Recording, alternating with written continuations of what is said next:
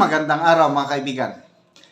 Gusto kong i-share sa inyo itong vlog ni Pinas News Insider tungkol sa relasyon ni First Lady Lisa Araneta Marcos at former First Lady Imelda Romualdez Marcos. At bibigyan natin ito ng reaksyon. That's a huge Kaya, proof na makapalang mukha.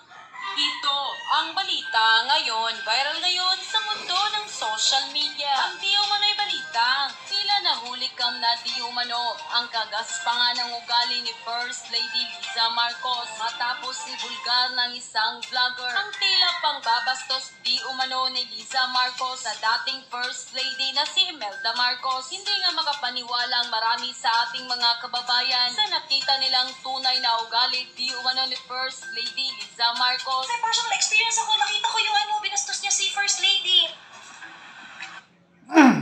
ito, baguhang first time kong makita yung vlogger na hindi ko kilala.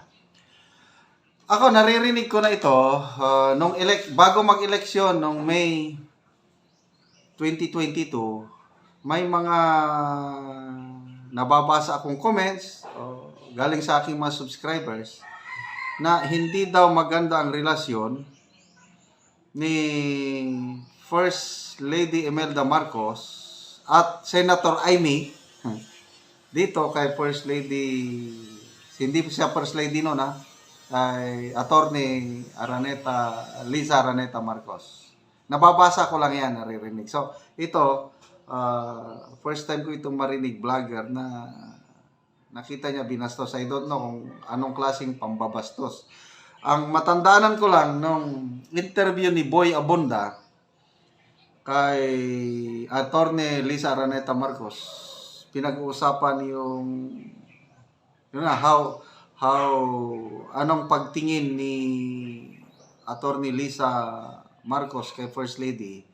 Parang hindi ko na matanda na exact words, kailang parang iba ang dating sa akin. Parang hindi nga, personal understanding ko lang ito, yung interview ni Boy Abunda, hindi siya masyadong believe kay forever First Lady Imelda Romualdez Marcos. That's a huge proof na makapalang mukha at hindi maganda ugali ni Liza Marcos. Talagang meron din talaga akong naririnig na personal experience na hindi maganda kay First Lady.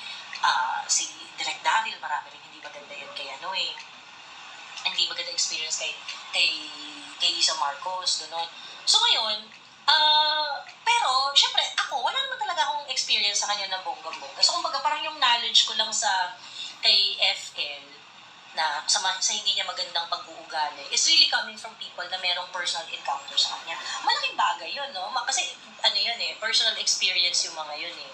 Kasi dito kay Liza, ang dami ng issue. Pagkatapos, di ba, nilabasan siya ng kasangkaterbang mga voice recording ni Maharlika. Ganyan. She didn't say anything. She didn't even bother to explain herself. Ganyan. So, never niya clarify yung sarili niya. Pero, nung binastos niya si Inday, parang for me, iba na to, bakla. Kasi alam mo, Lisa, di ka naman binoto eh. Di ka naman binoto. Ba't ang arte-arte mo? I-influence siya sa mga decision-making ng presidente na pag hindi niya gusto, ayaw, talagang may paglalagyan ka sa kanya. Ganon. Na hindi talaga maganda yung ugali niya. What happened to Paul Soriano? Okay, mag-comment lang ako yung sabi na na-influence yung decision-making ng presidente. Yung libro ni Attorney Vic Rodriguez, yung Kingmaker, yun ang lumalabas na noong umpisa, maganda ang takbo ng administrasyong Marcos Jr. dahil good governance talaga ang gusto. Kaya lang, according to Attorney Vic, nakialam itong si First Lady Lisa Araneta Marcos. Lalo na sa mga i-appoint sa mga juicy positions, yun na, nagkaloko-loko na. So, sa mga na hindi pa nakabasa sa libro ni Attorney Vic Rodriguez, basahin nyo, napaka-bongga, napakalaking pasabog yung revelasyon ng librong iyong Kingmaker. Biglang naglaho. Kasi nga, siya yung tinuturo na dahilan talaga ng Love the Philippines fiasco.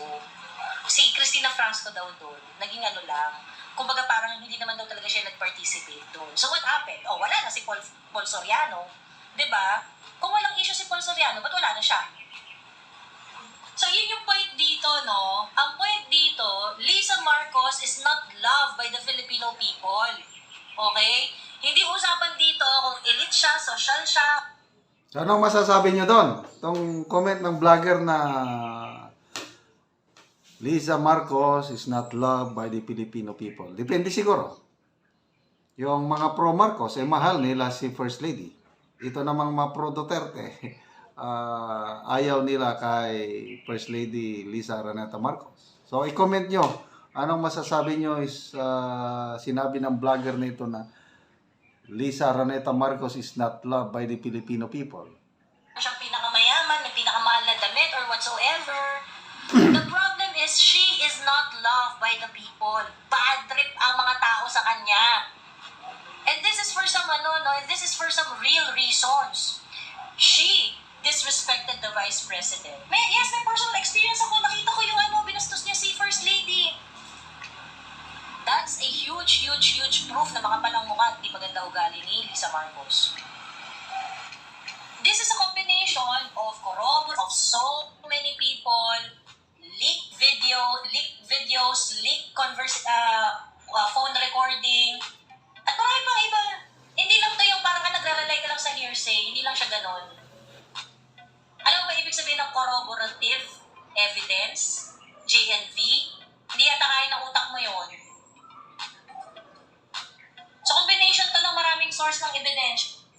Nang lumabas nga ang balitang ito, marami sa ating mga kababayan ang tila na dismaya. Hindi napigilan ng kanilang sarili na maglabas ng kanilang hinaing at komento sa mundo ng social media. At ayon pa sa kanila, tama, si Lisa Marcos ang tunay na dahilan kaya nagkakalamat ang unity dahil sa mga utos niya na hindi naman para sa bayan at mga alipuris niyang maiitim ang budi na ang gusto ay magpayaman gamit ang kaban ng bayan. Ang binoto ng taong bayan ay si PBBM at hindi si Lisa Marcos. Bakit siya ang namumuno? Sana naman matuto siyang lumugar bilang First Lady. Hayaan niyang mamuno ang totoong iniluklok ng taong bayan. Walang panama si Lisa Marcos kay Imelda Marcos. Dapat maging magalang siya at mahabang pasensya dahil asawa niya ang pinakamataas na posisyon ng bansa na may pinakamataas na responsibilidad sa bayan. Ano ba yan? Pati mother-in-law niya, dinedma niya na. Hindi yata sila close. Lisa, maging professional naman kayo kahit sa camera lang. Sumobra yata kayo. Alam niyo ba na si Sara Duterte ang dahilan kaya naging Pangulo si BBM at naging First Lady ka nang wala siya kahit sa kalingkingan ni First Lady Imelda Marcos. Parang bata kung umasta, talo pang walang pinag-aralan. Di siya bagay maging First Lady, walang utang na loob kay BP Sara. Kundi kay BP Sara, di namin iboboto si BBM. BBM talaga ako pagkatapos ng PRRD administration dahil lang sa kanyang asawa. Ito ang magpabagsak sa kanya at mawala ng tiwala ang lahat ng bumoto sa kanya. Isa na ako dyan. And go. Nako, si BBM. Naisahan ni BBM. Okay, so speaking of First Lady, forever First Lady Imelda Marcos, talagang maraming binabatong putik kay former First Lady Imelda Marcos. Hindi siya perfecto, but to me, malaking contribution niya sa Philippine society nung panunungkulan ni President Marcos Sr. Ang dami niyang magawa, naging yung mga mahihirap na gawain na hindi magawa-gawa ni President Marcos Sr., Imelda ang lumakad. Ano yon? Noong kaguluhan sa Mindanao, yung secessionist movement, nagkakagulo ng Mindanao. So ang lumakad, si First Lady Imelda Marcos, kinausap niya si Libyan leader Muammar Gaddafi, Colonel Gaddafi. Napakahirap na mission yun. Kaya lang, nagtagumpay si First Lady Imelda Marcos. Nagkaroon po ng ceasefire, nagkaroon po ng Tripoli Agreement noong 1976. Kaya natigil ang giyera sa Mindanao. Hindi na ituloy yung pag-separate ng Mindanao. Kasi hindi pumayag si Libyan leader Gaddafi na magpatuloy ang gulo. Kaya pumayag si Normi Suarez na magkaroon ng autonomous region for Muslim Mindanao. Yan pa lang, Imelda accomplishment yan. Yung pagpunta sa USSR, pag-establish ng diplomatic relationship between the Philippines and the USSR, kahit ayaw ng US, nangyari yan dahil kay Imelda. Yung pag-establish ng diplomatic relations sa China, these are communist countries noong Cold War era.